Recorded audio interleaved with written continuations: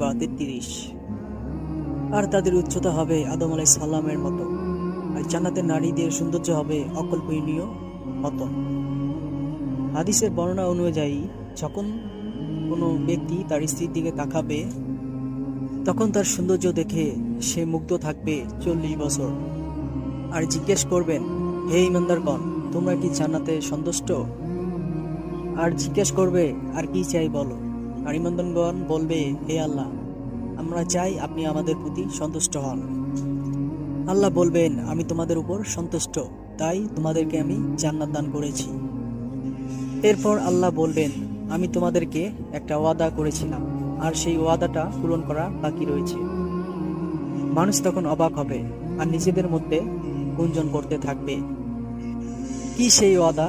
আল্লাহ তো আমাদের সৎ কাজের প্রতিদান দিয়েছেন আর আমাদের মন্দ কাজগুলোকেও ক্ষমা করেছেন।